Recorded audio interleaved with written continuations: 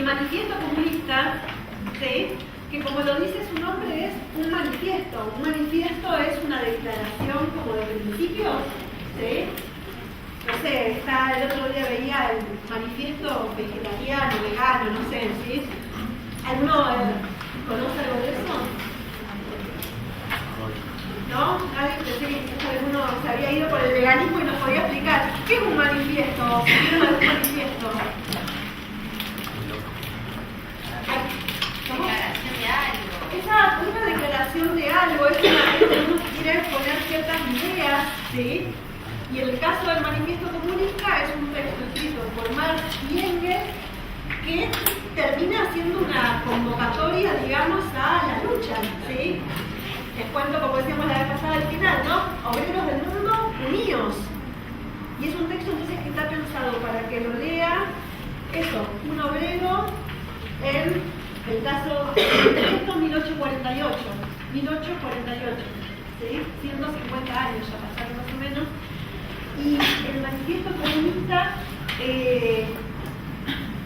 dio vuelta al mundo, por eso ponemos acá ediciones varias también, porque sería recomendable uno cuando empiece a estudiar, está bueno ir viendo si se puede ir haciendo como una pequeña biblioteca. El manifiesto comunista es un libro que la verdad que daría para comprarlo más que para tener la fotocopia, porque si lo van a encontrar muy barato, ¿sí? Hay 600 ediciones del manifiesto comunista. Yo les diría que nosotros en nuestra materia, el otro día llamé a una librería, no voy a dar la publicidad, pero llamé a una librería de la ciudad para preguntar si lo tenían, me dijeron que sí, no me quisieron decir el precio, y me dijeron no, porque en la facultad siempre ustedes piden una edición, no, yo dije, ¿sabes qué? Del manifiesto comunista compren la edición que se les cante, la más barata, la más escucha, ¿sí? Pero en fin, no se hace esa pequeña biblioteca, ¿sí? Siempre que se pueda, obviamente, no se pueden comprar todos los libros, pero digo el caso del manifiesto porque lo van a encontrar como un libro relativamente barato. Lo mismo si se encuentran con algunas compilaciones, como estas obras escogidas, que a veces se las encuentra bastante fácil, digamos, ir armando la pequeña biblioteca. ¿Qué vamos a trabajar entonces en estas semanas? Vamos a trabajar un texto de Marx, que es el prólogo de la contribución a la crítica de la economía política. Hoy vamos a trabajar con ese. La semana que viene vamos a trabajar un texto que en realidad es de Engels, ahora vamos a meternos con esto, que es la introducción que hace Engels a Trabajo Salariado del Capital.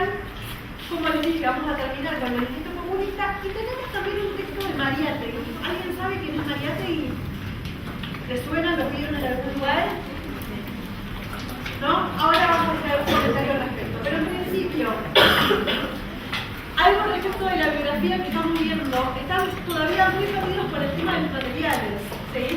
Ya abajo en la fotocopiadora lo que son los textos obligatorios para esta unidad 3 están ahí en la fotocopiadora. De todas maneras, nosotros, cuando lo pusimos en el programa, ustedes se encuentran con que hay un vínculo porque todos estos textos, los 4 textos propuestos para esta unidad, están en esta página que se llama marxism.org, que si ustedes se meten, ¿sí? Digo, para empezar también a ser un poco más curiosos, ¿sí? ¿Qué pasa? Digo, yo tengo el texto, pero ¿de dónde, qué otras cosas puedo encontrar? Los marxistas son gente rara, ¿sí? Pero muy colaborativa entre sí, y que no creen demasiado en la idea del copyright. ¿Qué es el copyright? Los derechos de autor, ¿sí? Un marxista diría que los derechos de autor son un derecho burgués, ¿sí? Que el conocimiento en realidad es un conocimiento público. ¿Sí? Que lo que hay que hacer es compartirlo. Entonces, si ustedes se meten ahí en marxismo.org, van a encontrarse, está en inglés, lamentablemente, ¿sí? Hay que también perder un poco de miedo al inglés, ¿sí? En el sentido de ir un poco por intuición, metiéndome aunque sea una página en inglés, ¿no? Intentar avanzar como pueda, y ahí se van a encontrar lo que dicen The Classics, que son los clásicos, ¿sí? ¿Por qué? Porque acá tienen adentro de la página millones de cosas, ¿sí? Pero si me meto en los clásicos, me lleva a otra página que es el archivo marxista que está en internet. Y tienen algunos autores, la librería, la historia, temas, la enciclopedia, y acá abajo ¿sí? Se van a encontrar con que pueden poner, y van a encontrarse millones de autores que esa página consideró que eran marxistas, ¿sí? En la otra hay una discusión, si es marxista, si se dice marxista. Ellos dicen, bueno, nosotros incluimos a otros que no se dicen marxistas, pero que para nosotros suman, por ejemplo, el ecologismo, hay unas líneas del ecologismo, ellos las sumaron. Y después, el libro, ¿sí?, de la cátedra, de donde tenemos el texto de Barros, ¿se acuerdan? El primer texto que leímos, que un poquito trabajamos.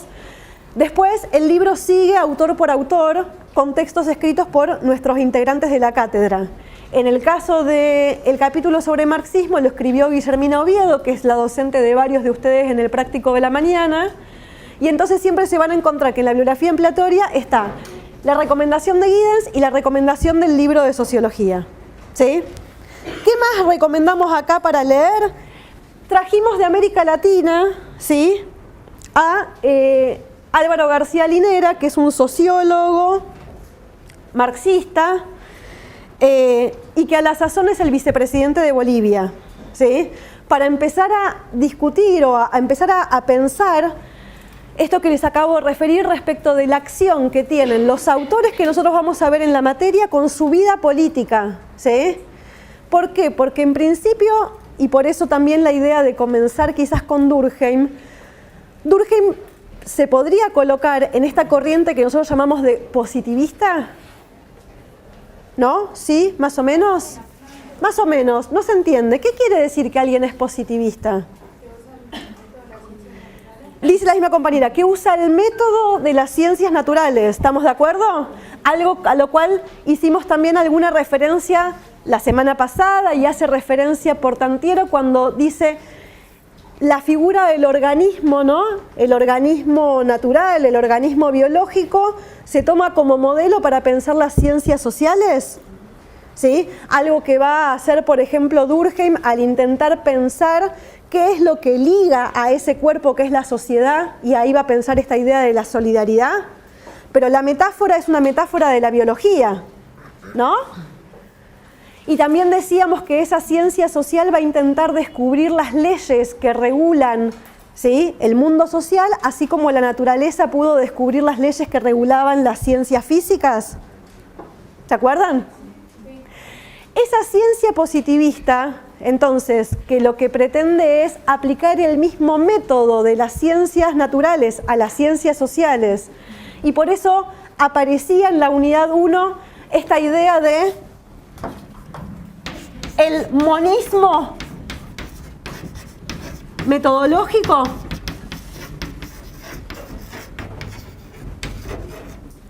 ¿Qué es esto del monismo metodológico? Exacto, el mono no hace referencia al animal, digamos mono, sino que mono significa uno, ¿no? No sé, bueno, lo que sea, ¿sí? Esa ciencia positivista, ¿sí?, o la manera de encarar la sociología de manera positivista, supone que entonces yo voy a usar el mismo método de las ciencias naturales hacia las ciencias sociales. Por eso decía también Durkheim que hay que intentar estudiar a los hechos sociales como si fueran cosas, ¿sí? Intentar, medir, ¿no?, describir un objeto de las ciencias sociales como si fuera un objeto físico. ¿Sí? Sí. Hay algo que no me cierra mucho. Dale. El tema del positivismo. Sí. El materialismo positivista, por ejemplo. Yo tenía entendido que es más cientificista o más de la matemática, no tanto de las ciencias naturales como el idealismo, por ejemplo, que se llama. Eso no me cierra el tema de positivismo relacionado con las ciencias naturales. No lo entiendo.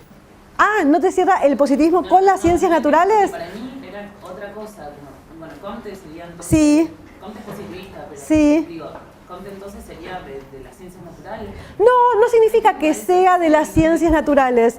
Nosotros vimos en esta introducción de la materia que el momento o por lo menos lo que plantea Portantiero en su texto, es que la sociología se desarrolla cuando ya están avanzados ciertos procesos de la revolución industrial, ¿sí?, La Revolución Francesa ya ha sucedido, digamos que ya estamos en un momento, dice Portantiero, la sociología es una ciencia un poco más vieja, o sea, un poco, que llega un poco más tarde, ¿sí? Ya para cuando ese mundo industrializado empieza a mostrar nuevos conflictos, por ejemplo. Mientras que quizás la ciencia política que se desarrolla antes es un poco más optimista, ¿sí? La sociología ya llega, digamos, a intentar resolver los conflictos de la época. Y esta idea de que sea una ciencia positivista tiene que ver con que hay un auge en ese momento de las ciencias naturales. Es decir, las ciencias naturales en ese momento están permitiendo conocer al mundo y transformar el mundo natural, por la medicina, por la biología, ¿sí?, al deseo, al provecho, al aprovechamiento de la sociedad humana, ¿sí? El desafío positivista en el caso de las ciencias sociales es ver si es posible, adoptando un método parecido por parte de las ciencias sociales, ¿sí?, un método parecido respecto del que hacen las ciencias naturales, aplicarlo a los fenómenos sociales, ¿sí? Y a eso es lo que se conoce como esa corriente positivista. Entonces yo te diría, ¿las ciencias naturales son positivistas? Y quizás no es una discusión que tenga mayor sentido, porque diría sí, pretenden un conocimiento positivo. ¿Qué quiere decir? Además, ¿por qué positivo? ¿Qué quiere decir que sea positivo? Favorable, efectivo, ¿sí? En realidad va a decir Portantiero que esa idea de positivismo o de una ciencia positiva se opone a lo que en ese momento era una filosofía negativa. ¿A qué llamaban en ese momento esa filosofía negativa? A una serie de autores que eran críticos de la realidad que veían, ¿sí? Y que en todo caso lo que hacía esa filosofía era criticar esa realidad mirando un cierto ideal de cómo ellos consideraban que la sociedad debía ser. Y esto es algo que vamos a trabajar hoy, pensar en un ideal, ¿sí?, que yo proyecto filosóficamente y después lo que hago es criticar la realidad que tengo inmediatamente cerca, viendo cuánto se aleja, cuánto se acerca, ¿sí?, a ese modelo ideal que yo me propuse filosóficamente. Por eso dice Portantiero que era una filosofía negativa, porque era una filosofía que lo que hacía era una crítica sobre esa realidad. Lo que va a proponer Comte es una ciencia positiva en el sentido de que es una ciencia que va a describir lo que efectivamente ve, ¿sí? Tenemos que ver las cosas tal como son, no guiándonos por un modelo ideal de cómo las cosas nos gustaría que fueran. Por eso se acuerdan que la semana pasada decíamos, si estudiamos a los hechos sociales como cosas, tenemos que aceptar en principio que las cosas no se modifican a voluntad. A mí me encantaría que en el mundo no hubiera pobreza, pero cuando hago sociología voy a ver cuántos pobres hay, ¿sí? Y no a medirme con un parámetro ideal, ¿sí?, de que el mundo debería funcionar de tal o cual manera. No, yo voy a hacer una ciencia que me diga lo que efectivamente tengo. Y para eso voy a precisar usar un método empírico que me permita medir, mensurar y después entonces con eso describir esa realidad que estoy observando. ¿Sí? ¿Con esto? Por eso también Portantiero insiste, y ojo, Portantiero no incluye a Marx entre los padres de la sociología. ¿Por qué no lo incluye? ¿Por qué no lo incluye? ¿Por qué no usa qué? Porque con los autores que va poniendo es como que empiezan a tomar parte del método positivista, ¿no? Más fuerte, que no se escucha. Bueno, como es en el caso de Saint-Simon, Sí. que se refiere a las cosas de Saint-Simon, y al mismo tiempo después, bueno, a Marx lo menciona primero porque habla algo de la estructura y esas cosas, ¿no? Sí. Después van a terminar en la teoría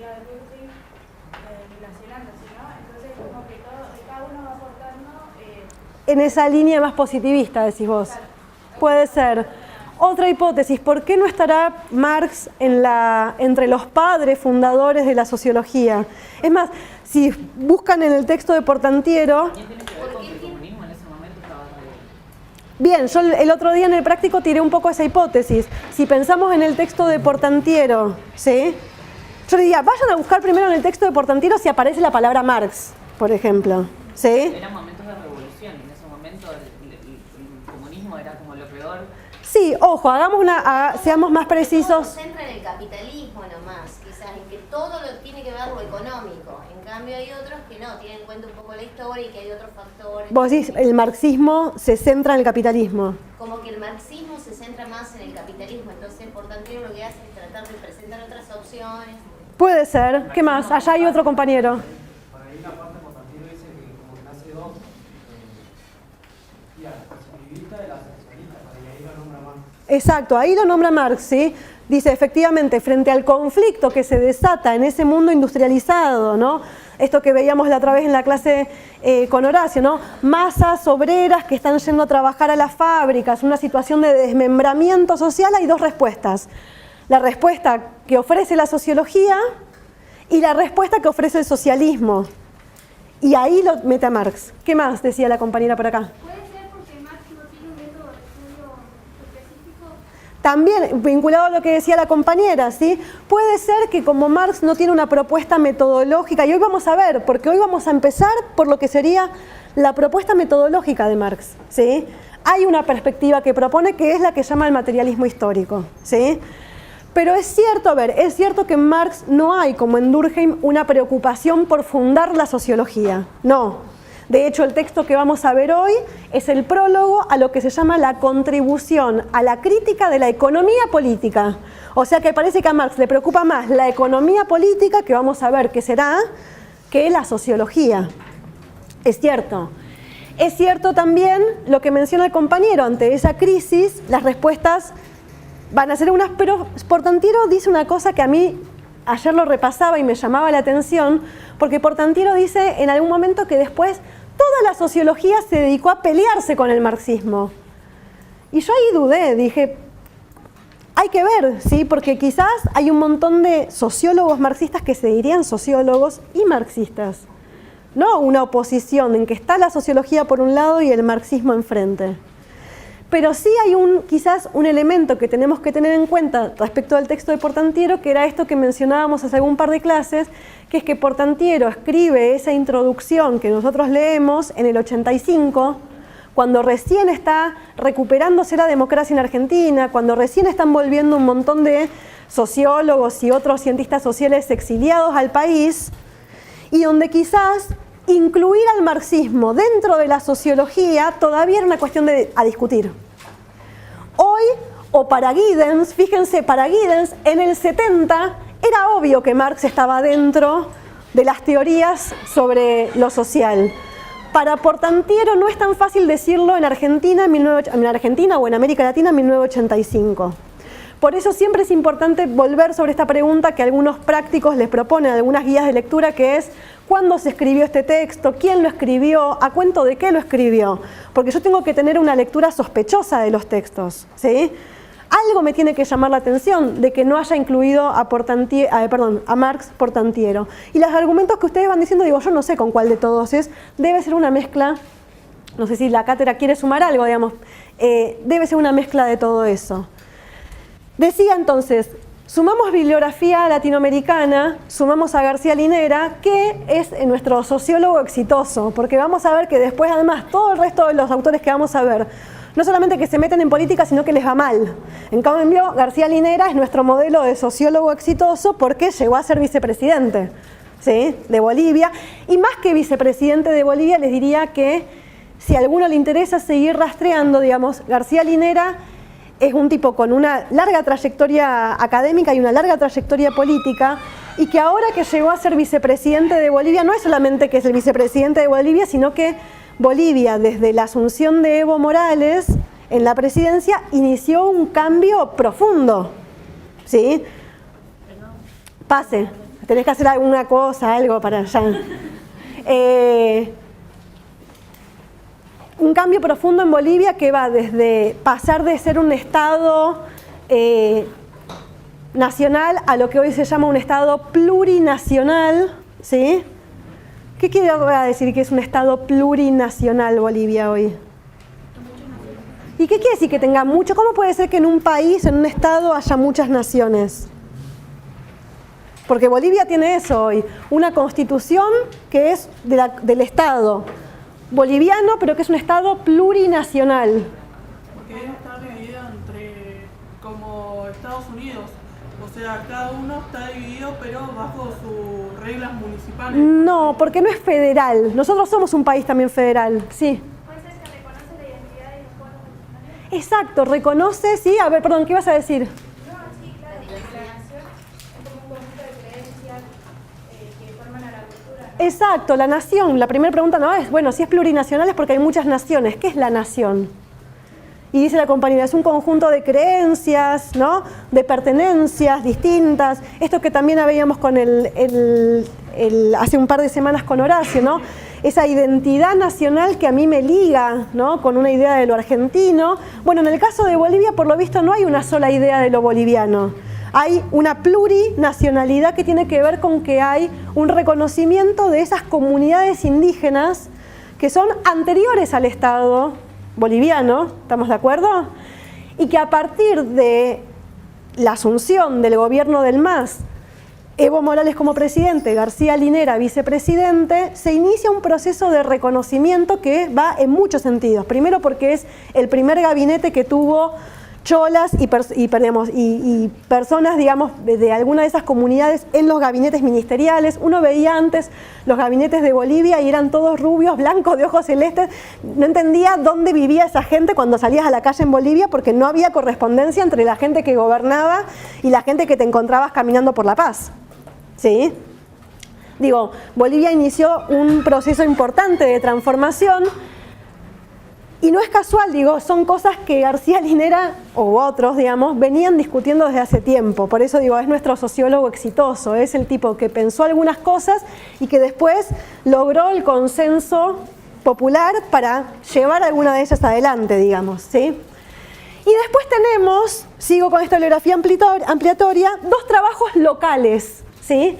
Locales en algún sentido. Un texto de Nicolás Íñigo Carrera y su equipo de investigación, que se llama PIMSA, ¿sí? Que es el programa de investigación sobre el movimiento de la sociedad argentina, donde vamos a ver que si ustedes quisieran ver como una aplicación práctica del materialismo histórico, de esta corriente que hoy vamos a ver, podría ir a ver ese informe del PIMSA, ¿sí?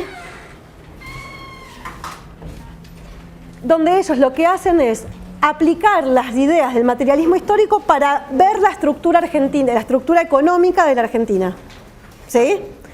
Y después tenemos un texto más local todavía, porque tenemos un texto de Gonzalo Pérez Álvarez, que Gonzalo Pérez Álvarez es un historiador de Trelew, formado con Íñigo Carrera, ¿sí? Digamos, formado en esta misma escuela, o sea que uno podría decir que es un historiador de perspectiva marxista, ¿sí? Y que como es acá de la zona, el texto que les proponemos para leer se llama Con hilos rotos vamos tejiendo la historia, lucha y experiencia obrera en el Parque Textil de Trelew, ¿sí? Donde entonces también podemos ver que estas ideas que parecen pensadas en 1848, tan lejanas en Alemania, en Europa, en Bruselas, vamos a ver que Marx tiene que ir como medio escapando, ¿sí? Así que, digamos, es como un ciudadano del mundo Marx un poco, porque a medida que va escapando, va escribiendo. Bueno, eso que hace Marx en Europa tan lejos, lo encontramos en que sigue siendo recuperado, por ejemplo, para pensar eso, el parque textil de Trelew ahora, ¿no? Con lo cual también a mí me invita a decirles que si alguien quiere empezar a escribir algo ahora sobre su propia realidad, la puerta está abierta, ¿sí? No es difícil, se puede hacer, digamos, ¿sí? Sí. En el trabajo que nos van a dar el martes, ¿qué unidades entran? 1 y 2 nada más, ¿sí? Nosotros seguimos avanzando, pero el trabajo práctico es unidades 1 y 2. Bien, el cronograma lo paso, si puedo 12:30 recupero un poco eso. Entonces nos metemos ahora sí con lo que hoy nos interesa trabajar, de esos muchos conceptos centrales. Me voy a centrar hoy en la idea del materialismo histórico, ¿sí?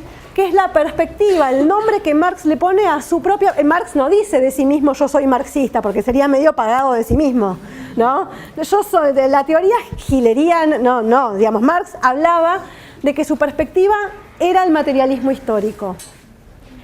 Y acá marcamos los años en donde vive Marx, que es entre 1818 y 1883, pero como dice por algún lugar Giddens dice que en realidad Marx abarca 3 siglos, porque si bien vive en el siglo XIX, ¿estamos de acuerdo? Dice, Marx no se puede entender o es hijo también de lo que pasó en el siglo anterior, ¿sí?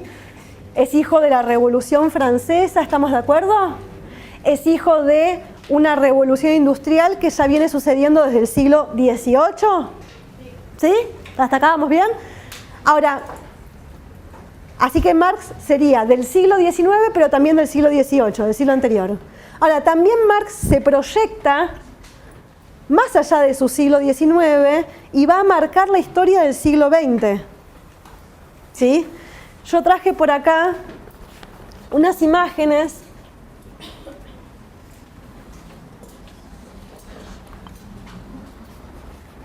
Esto es, bueno, el Museo de Lima, un Museo de Lima ahora hizo una muestra con, estas son tapas de libros, ¿sí? Muchas tapas de libros.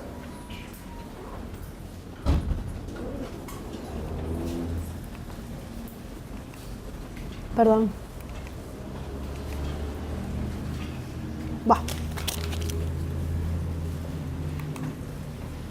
Muchas tapas de libros que no les puedo seguir mostrando,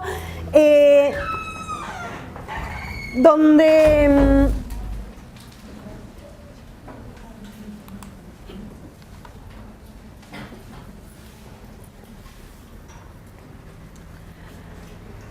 lo que mostraban acá en este museo en Lima son todos los libros que ustedes sabrán que en Perú hubo durante los primeros 80 un conflicto armado muy fuerte entre grupo guerrillero Sendero Luminoso contra el Estado peruano y el Estado peruano contra Sendero Luminoso, ¿sí? Algunos allá hablan más de guerra civil, habría que discutir, digamos, acá lo discutiríamos, digamos, pero un conflicto armado sostenido durante mucho tiempo. Sendero Luminoso se reivindica como una organización marxista, leninista, maoísta, ¿sí? Pero Sendero Luminoso se reivindica como marxista. Las fotos que yo recién les mostraba de esta muestra que está ahora en un museo en Lima son de todos los libros que se les secuestró a Sendero Luminoso, ¿sí? Y que eran libros que después el Estado peruano prohibió durante mucho tiempo en su lectura. Y si uno va a ver esas tapas, va a encontrarse con las tapas de muchas de las cosas que nosotros vamos a leer o que van a estar referidas, ¿sí? en los textos que vamos a estar leyendo. Quiero decir que vamos a meternos ahora con una perspectiva teórica, pero que también tuvo un impacto muy fuerte a nivel político. Y no tuvo un impacto fuerte a nivel político solamente porque en la Unión Soviética o en lo que era Rusia se produjo una revolución comunista, sino porque también tuvo impacto en nuestro continente hasta hace muy poco tiempo, ¿sí? Y eso, uno dice, las fotocopias, ¿qué hacen? Los libros no muerden, y sin embargo, cuando uno se encuentra con paredes enteras, ¿sí? de libros que fueron prohibidos, dice, pucha, estos libros son poderosos, ¿sí? Por lo visto los libros generan algo, generan cambios, ¿sí? Hacen cambiar las mentalidades de la gente y por algo hay libros que se prohíben, por algo hay libros que se han quemado, ¿sí? Entonces, metámonos en esta perspectiva teniendo eso en cuenta, que Marx vive su siglo, pero también influye en el siglo siguiente. Y claro, Giddens se quedó ahí, dijo 3 siglos, el siglo XVIII, el siglo XIX en el que vive, el siglo XX que no llega a conocer, y podríamos preguntar, ¿Marx sigue diciendo algo hoy en este siglo XXI? ¿Qué sé yo? Vamos a ver, son ustedes los que lo van a decir. Giddens llegó a hablar de que él abarca 3 siglos. Hoy vamos a trabajar con este prólogo a la contribución a la crítica de la economía política. ¿Qué es una crítica? ¿Qué es una crítica? Una opinión.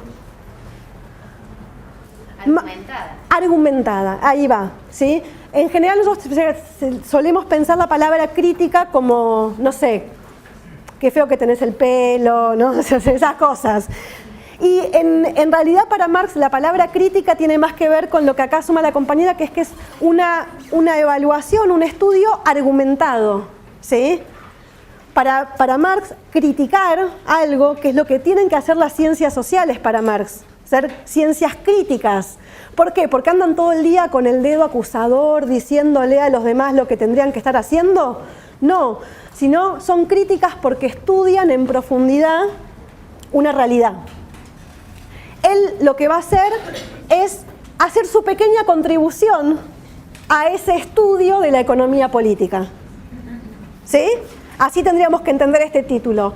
Es una contribución al estudio serio, sesudo, con argumentos de la economía política. Y lo que nosotros vamos a leer es apenas el prólogo de esa obra, que es de 1 página y media.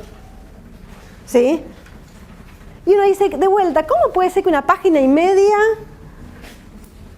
cambie la historia del mundo? ¿Sí? Haga revoluciones. Y sí, así que yo les diría, vayan a ver esa página y media, porque algo ahí pasó en esos pocos renglones. Ahora bien, hoy vamos a trabajar eso, es un texto de 1859. La semana que viene, en el teórico, vamos a trabajar un texto que es de Engels, que ahora vamos a ver quién es, que es la introducción a Trabajo Asalariado y Capital, que es de 1891, el texto de Engels. Pero es la introducción que hace Engels a Trabajo Asalariado y Capital, que es un texto de 1849.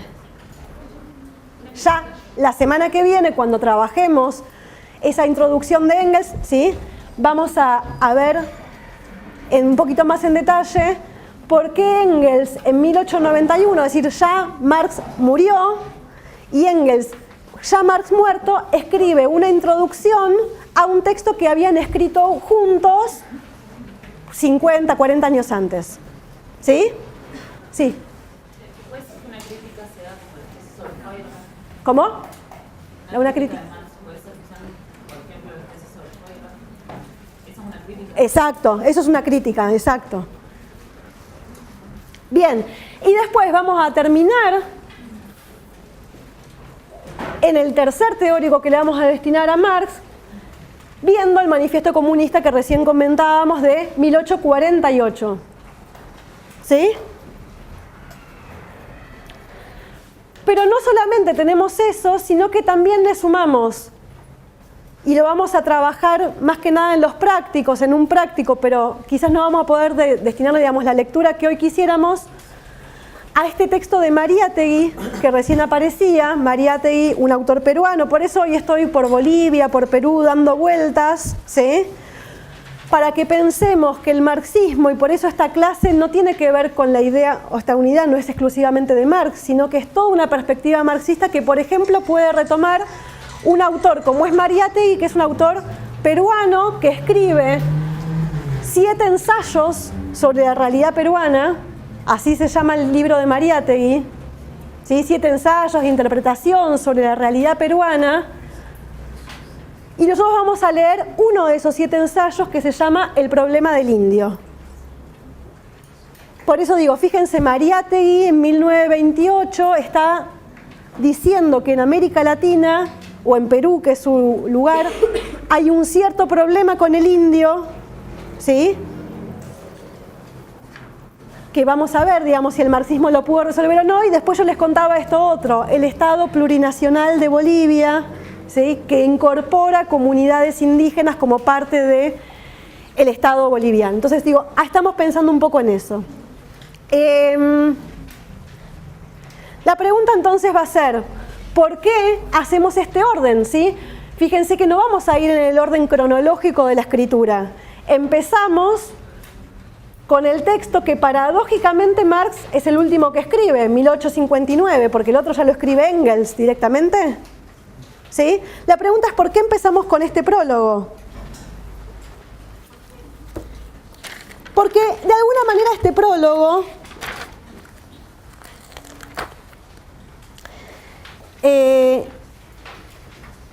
sintetiza, refiere, es como una carta de presentación del mismo Marx. Si ustedes quieren tener una charla, digamos, a solas con Marx, ahí la pueden tener, porque Marx lo que hace es presentarse a sí mismo en ese texto. ¿Sí?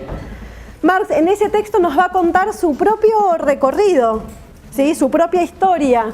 Qué cosas escribió antes, qué cosas escribió, no después porque no sabe, digamos, pero qué cosas escribió antes para llegar a este prólogo en 1859.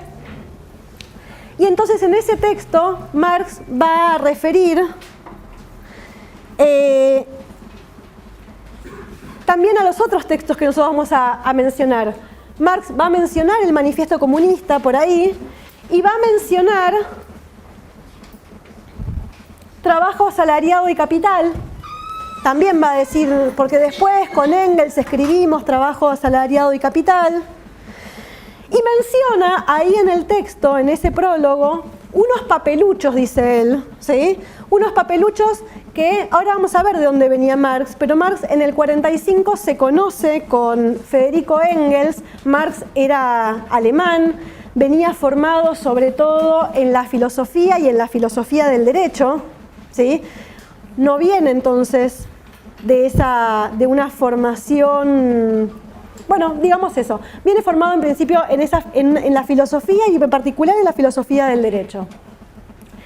En el 45 se conoce con Engels, se encuentran, ¿sí? Ahí Marx dice, me encontré con Engels y nos veníamos intercambiando cartas, porque veníamos coincidiendo, habíamos llegado los dos por caminos distintos a un mismo resultado. Entonces, tipo Alcoyana, se conocen, ¿sí?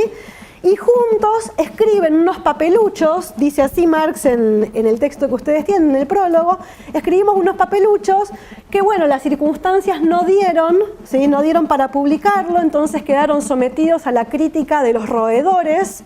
¿Qué quiere decir que quedaron sometidos a la crítica de los roedores? Claro, que quedaron ahí los papeles abandonados, comidos por las ratas, ¿sí? Pero no importó, dijo Marx, porque lo importante en ese momento para Engels y para mí era escribir eso para clarificar nuestras ideas, ¿sí? Ese texto, esos papeluchos que dice Marx que quedaron ahí abandonados y comidos por los ratones, son lo que después va a terminar siendo publicado como la ideología alemana, ¿sí?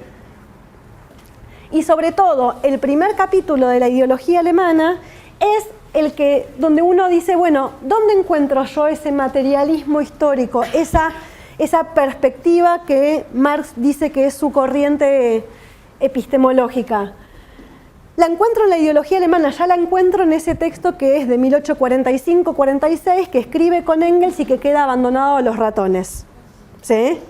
Pero que Marx vuelve a mencionar en 1859.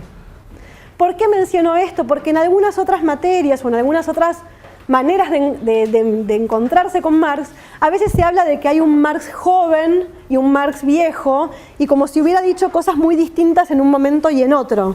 Eso es una discusión que está planteada en el marxismo. Acá lo que podemos encontrar es que en el 59 Marx, o sea, fíjense, 15 años después Marx dice, nosotros ya ahí habíamos planteado nuestras ideas sobre el materialismo histórico. Pasa que, claro, quedaron ahí comidas, ¿sí?, por los ratones. Pero dice, en el prólogo que ustedes van a leer, que haber escrito eso le sirvió a Marx y a Engels para aclararse ellos mismos las ideas. Entonces también uno puede decir, quizás para escribir, para aclararme las ideas tengo que escribir. ¿No? Es la recomendación que nos da Marx. Si yo tengo ideas que están poco claras, me siento a escribir, a ver qué pasa. Hagan ese ejercicio, Marx lo hacía. Y además dicen, escriben esa ideología, eso que después va a ser conocido como la ideología alemana, pero que para ellos son unos papeluchos que quedaron ahí comidos por los ratones, porque dice, queríamos liquidar cuentas con nuestra conciencia filosófica anterior. ¿Qué quiere decir liquidar cuentas? Cerrar, ¿sí? Cuando yo quiero liquidar cuentas con alguien, ¿qué hago? Exacto, ¿qué cuentas y qué quiere decir liquidar cuentas? Saldar. No dejar nada pendiente, saldar, y uno en general cuando liquida cuentas es porque se pelea, ¿sí? Liquidar las cuentas quiere decir, listo, esto es tuyo, lo mío, mío. Eso es liquidar cuentas, ¿sí? Vos y yo no nos vamos a volver a hablar nunca más. Eso es liquidar cuentas. Y lo que está diciendo Marx en este prólogo es que en esos papeluchos que dejó escritos con Engels, lo que hicieron ellos fue liquidar las cuentas ¿con quién? Con la conciencia filosófica anterior. ¿Qué es esa conciencia filosófica anterior con la cual Marx tiene que liquidar cuentas? Y es lo que nos va a permitir entender de qué hablamos cuando hablamos de materialismo. ¿A qué vamos a oponer? Materialismo versus otra manera de encarar las cuestiones que tiene que ver con el idealismo. ¿Sí? Una cuestión primero de corte metodológico que me olvidé de mencionar. Fíjense, vamos a ver que en el PowerPoint de hoy va a haber pocas palabras, ¿sí? Y más dibujitos. ¿Por qué está esto? Porque tenemos que ir acostumbrándonos a tomar nota en clase, ¿sí? Más allá de lo que diga el PowerPoint. Yo hoy voy a hablar, y va a haber algunas cosas en el PowerPoint, pero muchas que no van a estar escritas en el PowerPoint. Me tengo que acostumbrar a estar atento, a ver cuándo me conviene tomar nota, qué cosa a mí lo anoto y me sirve, ¿sí? Entonces, la pregunta es, ¿con quién tiene que arreglar cuentas Marx? ¿Sí? ¿De quién se quiere separar Marx? Marx se quiere separar de lo que era la corriente filosófica de su época en Alemania, que era el idealismo hegeliano. Ay, creo que lo dejé mal. Sí, perdón, me olvidé una cosita. Bueno, no pasa nada. ¿Qué es esta idea del idealismo que recién mencionábamos? ¿Cómo? Idealismo, sí, perdón, porque me traje una versión del PowerPoint vieja.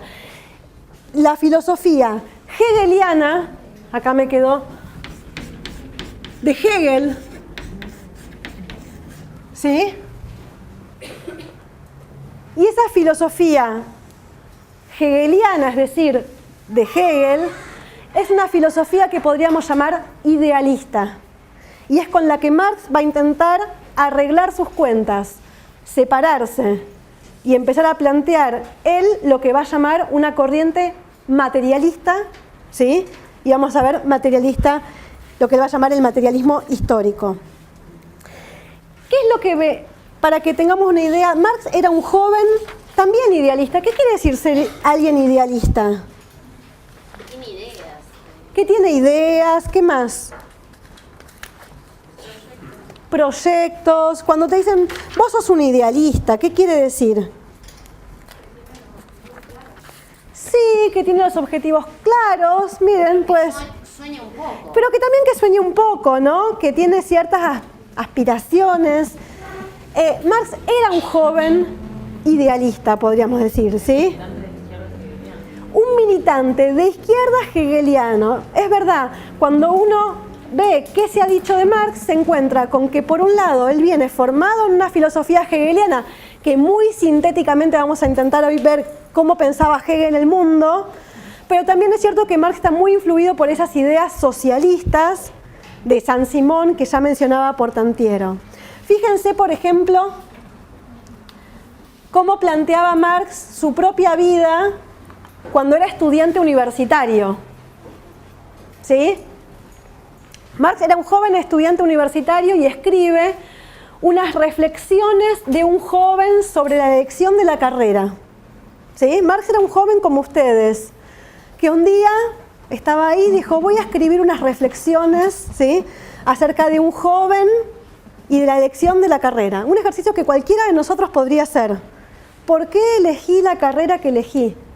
¿Qué hago acá? ¿Por qué estoy acá? ¿Sí? Una pregunta que nos hacemos. Marx también se la hacía. Y fíjense qué responde Marx a esa vocación de por qué él estaba estudiando la filosofía del derecho. ¿Sí? Dice, el principio más importante que debe guiarnos en la elección de una vocación es el bien de la humanidad, nuestra propia perfección. ¿No? lo que me guía a elegir la carrera es el bien de la humanidad, pero a la vez lograr ese bien de la humanidad es mi propia perfección, piensa Marx. No hay que pensar que estos dos intereses se opongan entre sí, que uno debe destruir al otro. Más bien, la naturaleza del hombre solamente le posibilita alcanzar su plenitud mediante el esfuerzo por la perfección y el bienestar de toda su sociedad. La historia considera que los hombres más grandes son los que se ennoblecieron a sí mismos trabajando para el bien general. ¿Sí? ¿Qué está pensando entonces Marx? Está pensando que hay algo así como un bien general de la sociedad, ¿estamos de acuerdo? Dice por ahí, un bien de la humanidad que yo voy a concretar realizando mi bien particular, pero que no hay manera de realizar mi bien particular si no es apuntando a ese bienestar de la humanidad. ¿Se ve esto? Yo podría decir, ¿cuál es mi mejor bien? Llenarme de plata los bolsillos, ¿sí? ¿No? Pero eso no sería una mirada idealista, ¿sí? Sería una mirada más individualista en todo caso. El idealismo de Marx supone que yo, logrando, ¿sí? No puedo buscar mi propia perfección, no puedo buscar mi propio bien si no es pensando en ese bien de la humanidad, ¿sí? Y que a su vez es ese bien de la humanidad el que me va a indicar cómo yo lograr mi propia perfección. ¿Les parece como muy alejado de la vida? Bien, entonces podemos seguir amigos de Marx, ¿sí? Bien.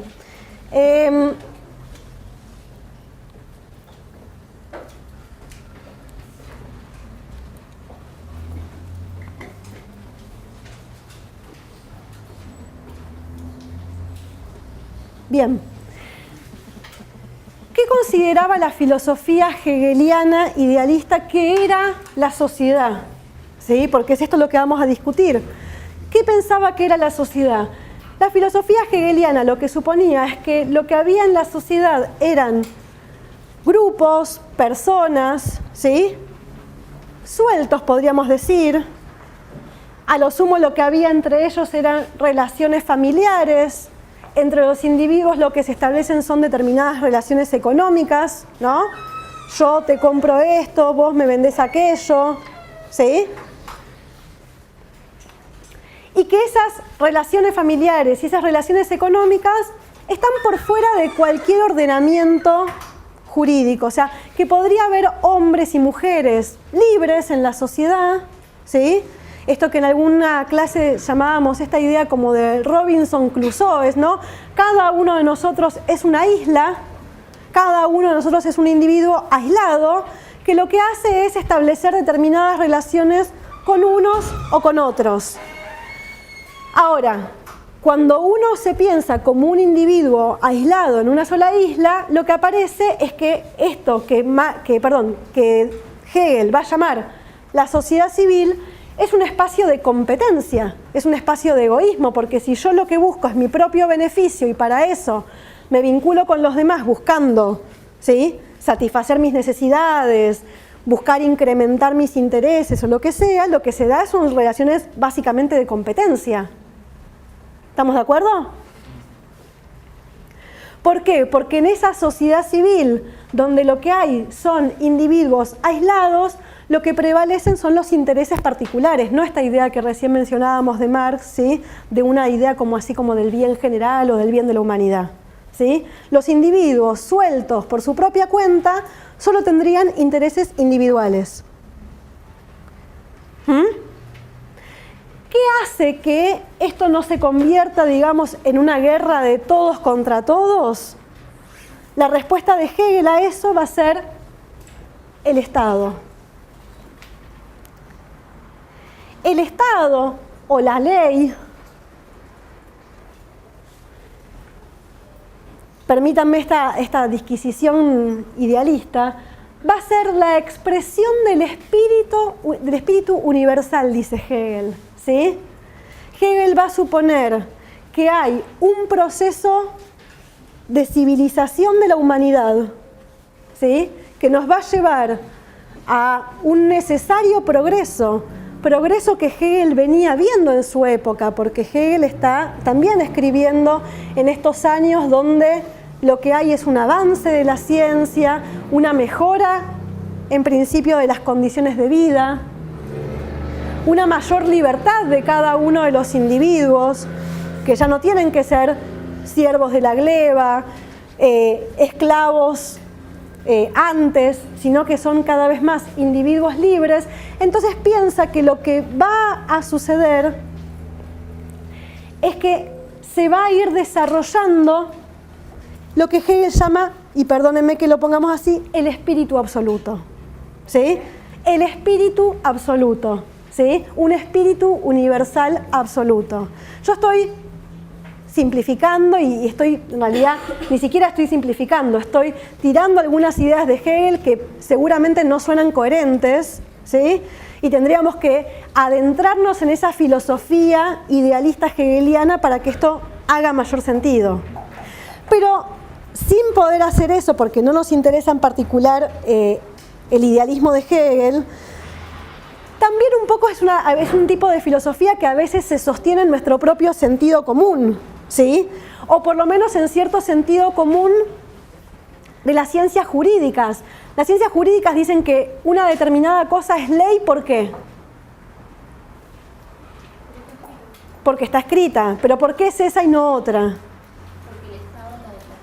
Porque el Estado lo determina. ¿Y por qué lo determina el Estado? ¿Y por qué eso sería más importante que los intereses? Porque es la ley suprema, ¿sí? O sea, que digo, Hegel habla de un espíritu absoluto y parece algo muy lejano, pero nosotros vivimos en un mundo donde entendemos que la ley es expresión de algo superior. Nosotros no decimos la ley es la ley del más fuerte, ¿o sí? No, queremos pensar que vivimos en un país en donde las leyes representan algo así como el bien común. ¿Pero el Estado está en lo cierto? Bueno, esa es la pregunta. ¿El Estado está en lo cierto? Esa va a ser una de las preguntas de Marx. O el Estado, vamos a ponerlo en otros términos, ¿es neutral? Porque no puede pensar en todo. ¿Puede pensar en todos el Estado? Decíamos la semana pasada, traíamos el conflicto de los fuegos artificiales, ¿se acuerdan? ¿Sí? De la nueva ordenanza del municipio que prohíbe el uso de fuegos artificiales. Y ahí yo les comentaba que veníamos escuchando a los vendedores de fuegos artificiales que estaban de los pelos, porque se les pudrió el negocio, ¿no? Ahí nos encontramos con que el Estado toma una decisión que beneficia a unos y perjudica a otros. La pregunta entonces es, ¿hay algo así como un interés general? ¿Hay posibilidad de dejar a todos contentos? Bueno, la filosofía hegeliana en principio pensaba que sí, que el Estado lo que iba a hacer era ordenar estas relaciones conflictivas que hay en la sociedad, ¿sí? Estos intereses contrapuestos, porque el Estado, en vez de pensar en el interés de uno o del otro, va a pensar en el interés general. Entonces, por ejemplo, el municipio de Comodoro Rivadavia va a prohibir el uso de la pirotecnia, porque si bien perjudica a algunos cuantos, ¿sí?, a los vendedores de pirotecnia, contribuye al interés general. ¿Por qué? Porque los niños autistas no van a sufrir cuando se tiran los petardos, porque los perros, porque el argumento que se dé. Y se supone que ese es un bienestar general más importante que el perjuicio del vendedor de pirotecnia, ¿sí? Es decir, que esta filosofía hegeliana, que como le digo es una filosofía idealista, ¿por qué? Porque parte de una suposición, ¿sí?, de considerar que es el Estado el que va a poder generar ese bien común, generar esa ley que ordene a la sociedad, no está basado en una comprobación empírica. No es que Hegel fue y se puso a leer las leyes y dijo, esta ley favorece a todos, esta no, ¿sí? No, es una cuestión de un desarrollo filosófico. Por eso les digo, si al que le interesa, se va a leer a Hegel y se va a encontrar con un desarrollo filosófico que lleva a esta conclusión, ¿sí? El tema es que el desarrollo es un desarrollo, como les digo, filosófico, no basado en datos empíricos. ¿Puede ser que Hegel Sí. está muy influenciado por Rousseau? No me animaría a decir del todo si está influenciado por Rousseau, no sé, no me animo, no sé si alguno de la cátedra se anima a decir algo en relación a eso, pero sí hay también en Rousseau, por si lo ven también en otras materias, también, digamos, en todos los casos lo que nos estamos encontrando son con planteos filosóficos, ¿sí?, que tienen que ver con una especulación mental, en el caso de Rousseau, imaginar un estado de naturaleza, ¿sí?, hipotético, que después el contrato social vendría a resolver todos los conflictos. En ese sentido sí, es hegeliano, si querés. ¿Puede decirse que Sí. hay una influencia centroeuropea de la filosofía? Una influencia centroeuropea de la filosofía. Sí, exacto. Marx está en ese centro de Europa donde se está desarrollando básicamente la filosofía. Y va a decir Engels más tarde, no así la economía. ¿Por qué? Porque en Alemania, en 1840, estaba todavía resolviendo sus problemas de límites, por ejemplo. ¿Sí? Alemania, lo que hoy llamaríamos Alemania, estaba todavía resolviendo si eran un solo país, o eran cantones, o eran principados, ¿sí? Y entonces eso también llevó a que Alemania tenga un desarrollo industrial más tardío. ¿Sí? Y como tuvo un desarrollo, o dice esto Engels, como tuvo un desarrollo industrial más tardío, en Alemania seguían discutiendo de filosofía cuando en Inglaterra estaban produciendo, ¿sí? Y entonces no es casual que vos tengas en Inglaterra un desarrollo del pensamiento económico y en Alemania seguían hablando de filosofía, simplificando un poco los argumentos. Sí. A mí no, lo que estaba hablando sobre la pirotecnia Sí. me trajo a la cabeza la solidaridad mecánica. A ver, pensémoslo, porque de hecho lo habíamos traído por eso, sí. Porque, bueno, o sea, por ejemplo, hay cosas, digamos, que la sociedad hace que por ahí afectan más. A todos. Sí, bueno, y está con los fines de la crimen y todo eso demás. Y nada. Sí, a ver, la solidaridad mecánica que trae el compañero tiene una idea más presente de un bien común, ¿sí? De algo que nos afecta a todos como sociedad. Mientras que la solidaridad orgánica y las sanciones que son restitutivas, estoy diciendo todas cosas que ya tendrían que sonarnos, ¿no? Las sanciones restitutivas apuntan, ¿sí?, a la restitución más individual. Así que en ese sentido sí. Avanzo un poquito más a ver si podemos avanzar. Entonces, Marx viene formado en esta escuela, ¿sí? Marx estudió filosofía en Alemania y con quien va a saldar la cuenta no es tanto con Hegel, pero sí es con los neo-hegelianos, es decir, con sus compañeros de estudio, vamos a decir, ¿sí? Con sus compañeros de estudio que siguen pensando el mundo así como lo pensó Hegel. Ahora, lo que ustedes se van a encontrar en el prólogo, así que lo van a leer ustedes mismos, es que Marx, una vez que se gradúa, ¿sí?, que deja de ser ese joven que eligió su vocación, fíjense, pensando en que hay un interés general y que la mejor manera de acomodar ese interés general es él mismo contribuyendo, ¿sí? Él dice, yo podría tener mi interés particular, llenarme de plata, pero no, yo soy un joven idealista que entonces voy a pensar en el bienestar de la humanidad y eso va a ordenar mi propia vocación, ¿sí? Es lo que dice Marx cuando escribe sus memorias, sus ideas de la vocación. Dice, yo quiero el bien de la humanidad toda. Y entonces no voy a pensar en llenarme mi bolsillo de plata, voy a pensar que mi vocación se oriente, ¿sí?, en ese espíritu absoluto, en ese bienestar de toda la humanidad. Con esta idea Marx sale de la universidad y empieza a trabajar en un diario, ¿sí?, que se llama la Gaceta Renana, ¿sí? La Gaceta Renana es la Gaceta del río Rin. Ay, me salió bien, siempre bastante bien, la fonetría sirvió. La Gaceta del río Rin. El río Rin, ¿se acuerdan? En geografía se estudiaba, ¿no?, como uno de los ríos principales de Europa. Marx escribía en un periódico que se llamaba la Gaceta, ¿no?, del Rin, de ahí, de esa zona. Y ahí se mete en un conflicto respecto del uso de las tierras entre la gente que vivía ahí, entre los dueños de esas tierras y entre el uso que se hacía de los bosques, ¿sí?, y de la madera de los bosques. Y ahí con lo que se encuentra Marx es que las disposiciones legales que se establecen para el uso de los bosques no favorecen a todo el mundo, ¿sí? De hecho, parte de lo que Marx sigue como periodista es ver cómo se empiezan a poner sanciones a los pobladores que vivían por la zona, que ahora para poder ir a cortar leña al bosque tienen que pagar un impuesto más alto.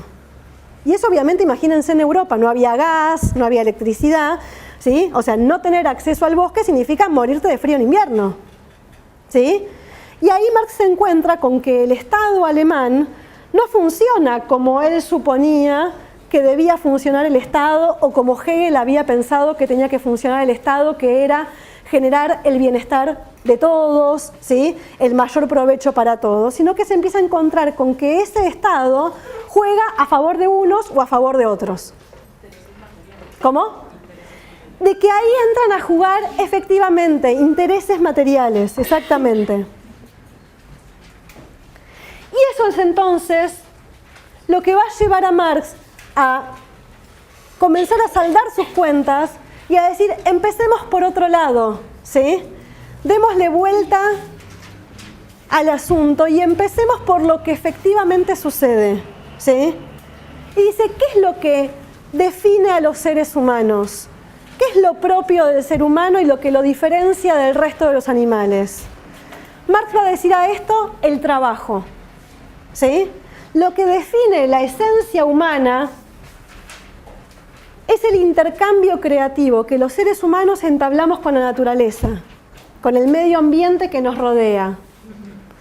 Cuando Marx piensa en el trabajo, no está pensando solamente en ir a la fábrica de 8 a 18, ¿sí? Sino que está pensando que es un proceso creativo.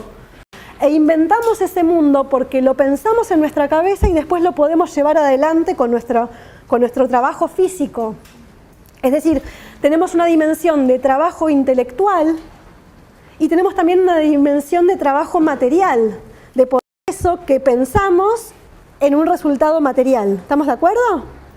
Eso es lo que para Marx define al ser humano. Entonces dice, no vamos a poder hacer un estudio de la vida humana si no es partiendo de esta premisa, ¿sí? El trabajo entonces es ese proceso de creación, de satisfacción y de creación de nuevas necesidades, porque los seres humanos también somos los únicos animales que nos creamos necesidades que no teníamos, ¿sí? Los animales tienen las necesidades que tiene cualquier organismo biológico, tiene que comer, tiene que dormir, tiene que hacer sus necesidades por algún lado, ¿sí? Y no mucho más que eso. Los seres humanos, además de esas necesidades, creamos necesidades sociales. Es decir, yo estoy vestida no solamente porque me abriga, sino porque además sería un escándalo si no estuviera vestida, ¿sí? Un escándalo social, quiero decir, ¿no? ¿Y por qué? Porque creamos una necesidad que nos dice que los seres humanos nos vestimos. Y después creamos un montón de necesidades más, que es que nos vestimos de esta manera y no de la otra, etcétera, etcétera, etcétera, ¿sí? Hoy creamos la necesidad de vivir apegados al celular, ¿sí? ¿Eso está en nuestra esencia humana? No, es una necesidad que, ojo, por ser social no es menos importante, ¿sí?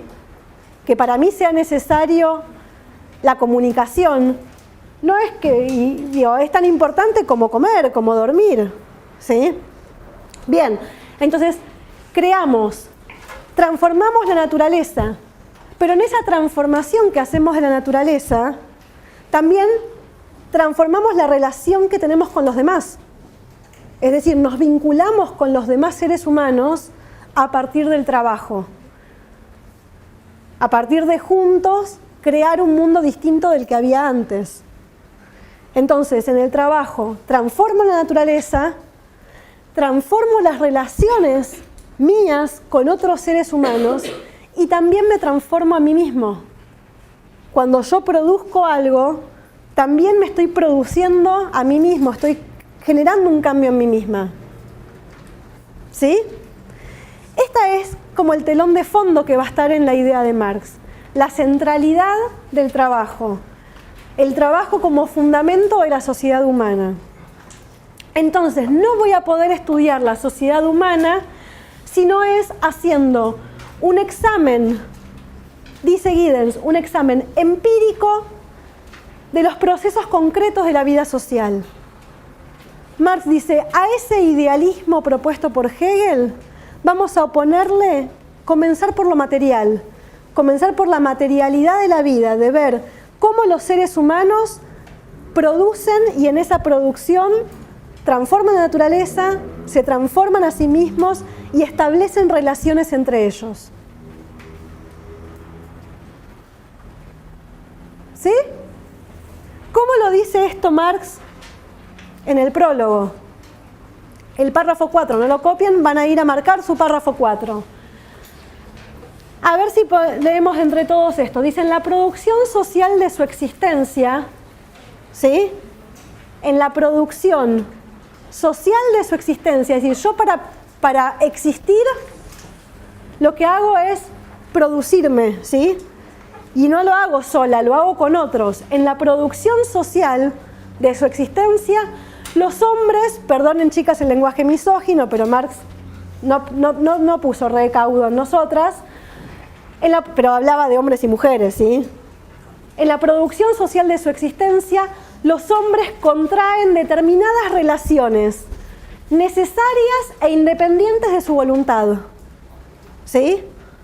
En su vida, las personas contraen determinadas relaciones que son necesarias e independientes de la voluntad. ¿A quién le suena esto de que sea independiente de la propia voluntad, pero que a la vez es necesario? A Durkheim. Durkheim, ¿qué decía que era necesario e independiente de la propia voluntad?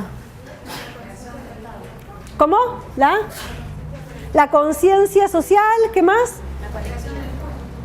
La creación. Durkheim no sé si se mete mucho específicamente con la creación de Estado, sino toda la sociedad, ¿se acuerdan? ¿Sí? Lo que íbamos después a considerar cualquier hecho social, decíamos, era exterior al individuo, ¿no? Decíamos, la sociedad está antes de que yo llegue a ella y me tengo que ajustar, digamos, a sus normas, porque si no hay alguna forma de castigo, eso decía Durkheim. Acá Marx está diciendo que también los seres humanos llegamos a un mundo social donde contraemos determinadas relaciones que no elegimos nosotros qué relaciones establecemos, ¿sí? Sino que esas relaciones se nos imponen de manera necesaria e independiente de nuestra voluntad. Dice, son relaciones de producción, ¿sí? Que corresponden a una determinada fase de desarrollo de las fuerzas productivas materiales. ¿Qué está diciendo Marx? Que yo nazco, que yo vivo en un mundo, me desarrollo en un mundo en donde establezco determinadas relaciones con otros, que esas relaciones son relaciones de producción. Acá estamos estableciendo una relación de producción y alguien me dirá, pero si no estamos fabricando nada. Vaya si no estamos produciendo un conocimiento, no estamos con eso modificándonos a nosotros mismos, modificando la relación entre nosotros y con eso quizás modificamos la naturaleza. O sea que esta también es una relación de producción para Marx, ¿sí? La relación docente-alumno, sí. Que habla más que nada de que el ser social es lo que constituye nuestra conciencia, o sea, nuestra digamos, sociedad es la que constituye la forma en que nos comportamos, porque si no lo que hacemos en nuestra conciencia. Bien, ¿se escuchó lo que dijo la compañera? Un poquito más fuerte, a ver si podés. Y yo me acerco así la... El social es el que constituye nuestra conciencia, o sea, nosotros, digamos que al mostrarnos en sociedad... Sí, no te van a escuchar eso, porque te va a escuchar el video. La sociedad es la que hace que, o sea, la sociedad construye nuestra propia conciencia. Eso es lo que más o menos habla ahí con esos lazos o relaciones de producción.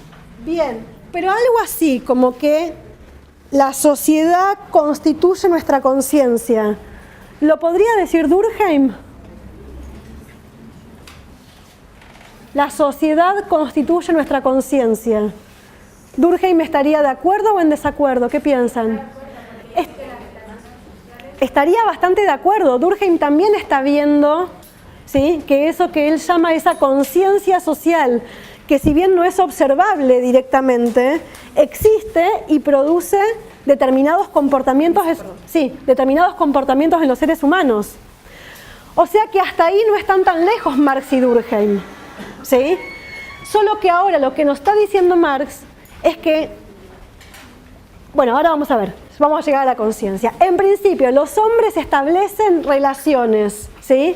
Y son relaciones que no son voluntarias, sino que son relaciones que nos vienen dadas y que nos vienen dadas de acuerdo al desarrollo de las fuerzas productivas materiales, ¿sí? Es decir, que no es lo mismo arribar a un mundo en donde hay fábricas, ¿sí?, que vivir en un mundo tribal en donde todavía no existían ciertas herramientas, que no es lo mismo tomar una clase como estamos tomando nosotros y dijimos que esto es una relación de producción, no es la misma la relación de producción que tenemos hoy nosotros, que existe esta universidad pública, gratuita, a que si tuviéramos esa relación de producción cuando, o en Chile, por ejemplo, ni siquiera hace falta irse a otro tiempo, sino a otro lugar donde la universidad es privada, es paga.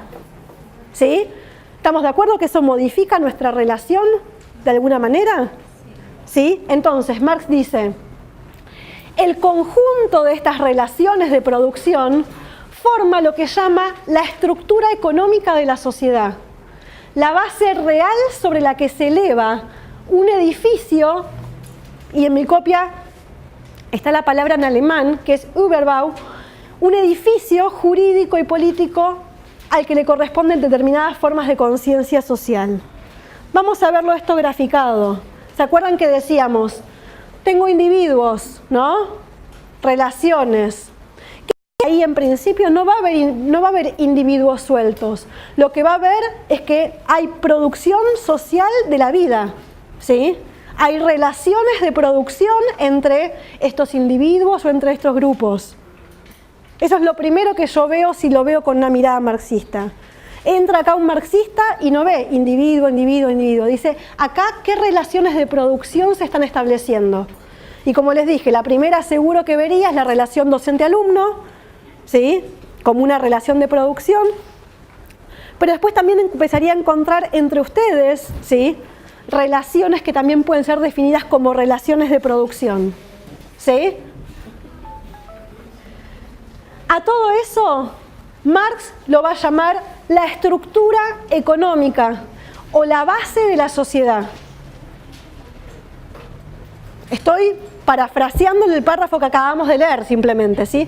Estoy convirtiendo ese párrafo que leímos en un gráfico. ¿Estamos de acuerdo? Entonces, lo que yo tengo es que en la producción material de su vida los hombres establecen determinadas relaciones, ¿sí? Ese conjunto de relaciones es lo que podemos llamar la estructura económica o la base de la sociedad. Es lo que acabamos de leer. Y sobre esa base, va a decir Marx,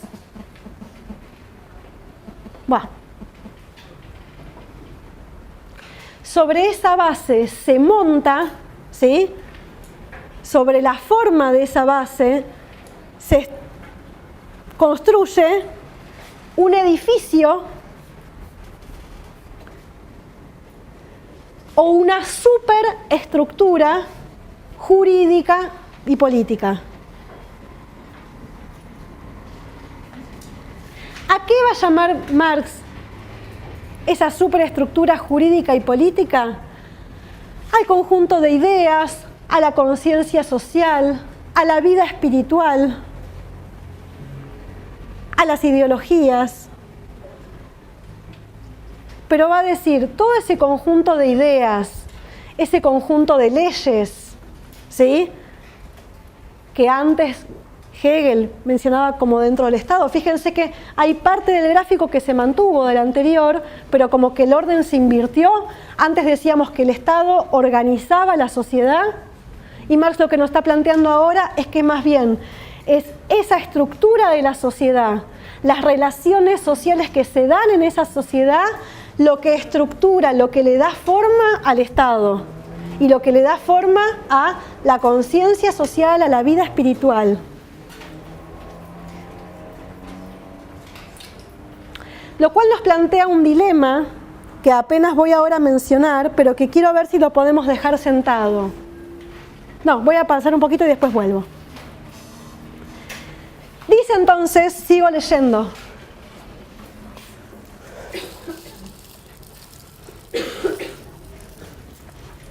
¿Qué pasó acá?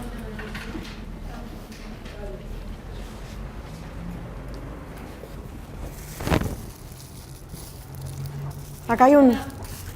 ¿Ah? Hay un arreglo ahí medio provisorio. Dice, el modo de producción de la vida material, ¿sí?, determina el proceso de la vida social, política y espiritual en general.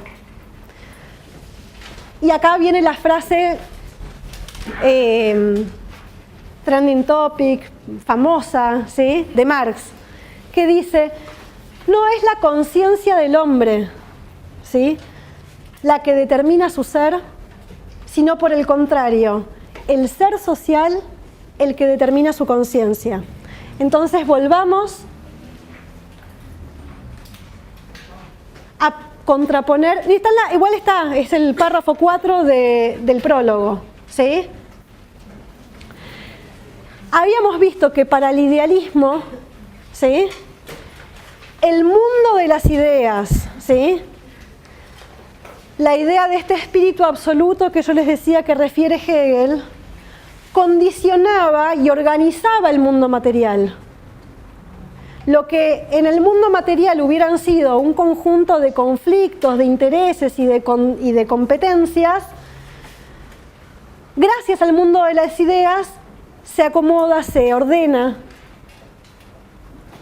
resuelve de alguna manera sus conflictos. Lo que va a plantear el materialismo es el sentido contrario, que es el mundo material, cómo los hombres viven, qué relaciones de producción establecen, lo que condiciona el mundo de las ideas. Acá Marx está de alguna manera también oponiendo a la frase de Descartes que mencionamos la primera clase. ¿Se acuerdan? Dijimos, Descartes es famoso por su frase de pienso, luego existo, y decíamos, ese luego no es después empiezo, ¿sí? Pienso y eso me da la muestra de que existo. Marx va a decir, no, es tu existencia, ¿sí? No existe algo así como un pensamiento independiente de que vos existís, y existís en determinadas relaciones sociales de producción, ¿sí?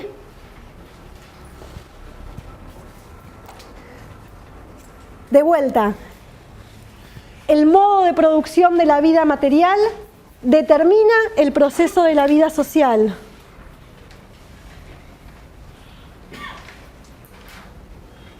Me lo pasó mal el...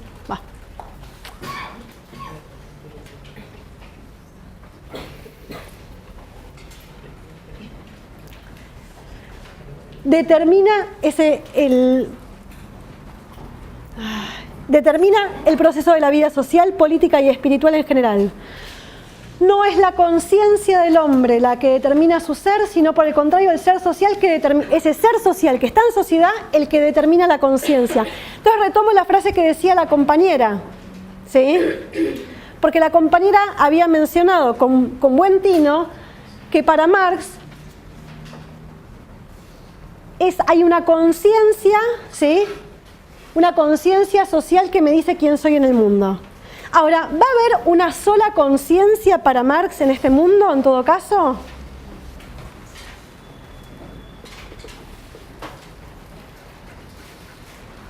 Se los digo yo. Para Marx no va a haber una sola conciencia. ¿Por qué? Porque Marx, a partir de tomar esta decisión de abandonar el mundo de las ideas y partir del mundo del trabajo y partir de lo que los hombres materialmente han hecho, comienza su recorrido histórico, ¿sí? Por eso dice, mi perspectiva va a ser materialista y va a ser histórica. Tenemos que ir a ver cómo los hombres establecieron relaciones de producción en distintos momentos históricos. Y ahí van a ver en el prólogo que Marx va mencionando distintos modos de producción, porque Marx, también como Durkheim en este sentido, parte de la idea de la división del trabajo, ¿sí? Parte de la idea de pensar que los seres humanos somos seres que nos definimos por el trabajo, pero que básicamente lo que nos hace entrar en relación es que hay una división social del trabajo. Marx dice, la primera división social del trabajo fue la división sexual del trabajo. En las comunidades tribales primitivas, las mujeres hacían la recolección, los varones, ¿sí?, la caza y la pesca, ¿sí? Y Marx va a ir trabajando en otros textos distintos modos de producción, hasta llegar al modo de producción burgués.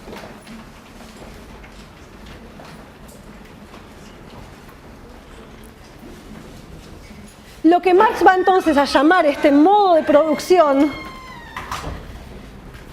es un modo situado históricamente, ¿sí? Y por eso yo puedo comparar distintos modos de producción que combina un determinado desarrollo de las fuerzas productivas, ¿sí? Yo no podría tener capitalismo sin el desarrollo industrial. No podría haber tenido capitalismo sin el desarrollo tecnológico de la máquina a vapor que me permitió cruzar el mundo, ¿sí? Ir a venderle productos hasta el último indio que me esperaba del otro lado del planeta. ¿Estamos de acuerdo? Pero el modo de producción también se define fundamentalmente por las relaciones sociales de producción, ¿sí? Por cómo se organiza la producción. Y por eso yo puedo encontrar distintas maneras, como decía, desde esa sociedad tribal, ir viendo diferentes maneras en que se dieron relaciones de producción.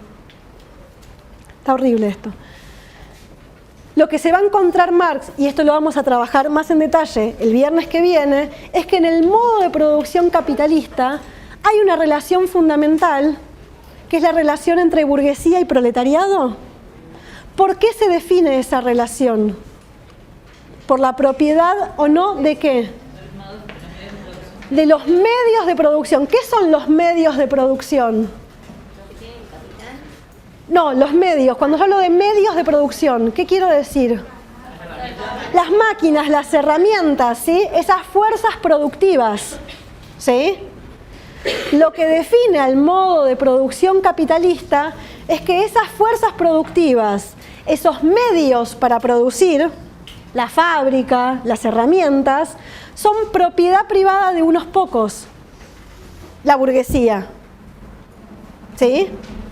Y el proletariado, desposeído de esos medios de producción, lo que tiene que hacer es vender lo único que tiene, que es su fuerza de trabajo. Ahora, la pregunta entonces vuelve a ser, ¿va a haber una única forma de conciencia para la burguesía y para el proletariado? No. Hay una conciencia de clase, dice la compañera por ahí, ¿sí? Si el ser social, el que determina mi conciencia, ¿sí? Debiera suceder que si yo soy obrero, tenga conciencia obrera, ¿o no? Y que si yo soy burgués, tenga conciencia burguesa. ¿Estamos de acuerdo? Bueno, Marx va a pensar que eso debiera suceder, pero que también en el modo de producción capitalista, la clase burguesa, y digo clase y me anticipo lo que vamos a discutir 2 semanas más adelante, que es una clase social, ¿sí? Pero Marx va a ver que la clase burguesa no solamente es dominante porque tiene los medios de producción, sino que también es dominante porque puede hacer que sus ideas pasen a ser las ideas del conjunto. Voy de vuelta, ¿sí? Una clase va a ser dominante no solamente porque cuenta con los medios de producción, sino porque logra que sus ideas, su ideología, sus valores, sus gustos sean los del conjunto, cuando en realidad, si es el ser social el que determina la conciencia, yo tendría que suponer que todos los obreros son revolucionarios, o por lo menos que todos los obreros son conscientes de la situación de explotación en la que están. Y sin embargo eso no pasa, ¿sí? Entonces gran parte del trabajo de Marx va a ser pensar por qué sucede esto, ¿sí? ¿Cómo puede suceder esto? Y ahí dejo, y con esto cierro por hoy, la pregunta que nos plantea en torno de la ciencia. Porque, a ver, si es el ser social el que determina la conciencia, ¿sí? Y dijimos que es esa base económica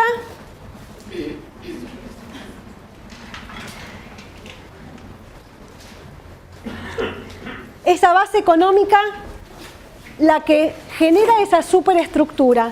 ¿No estaría también en esa superestructura la ciencia?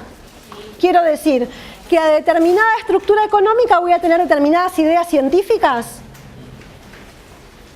¿Por qué la ciencia estaría al margen de esto? ¿Cómo hace la ciencia?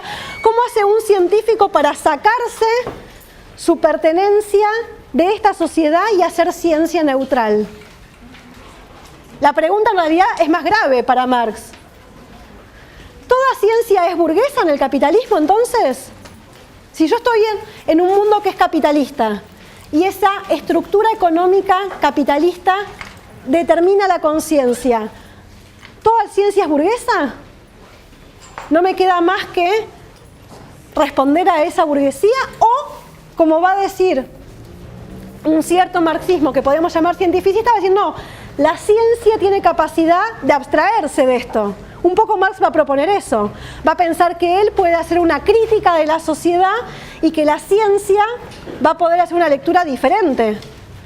Pero, y con esto cierro, también nos vamos a encontrar con autores que van a romper con la idea de neutralidad científica. Y van a decir, yo no hago una ciencia neutral, hago una ciencia o para los obreros o para la burguesía. En el capitalismo no hay ciencia neutral. O estás con unos o estás con los otros, ¿sí? Esa va a ser un poco, por ejemplo, la postura de Mariátegui, ¿sí? Si ustedes van a ver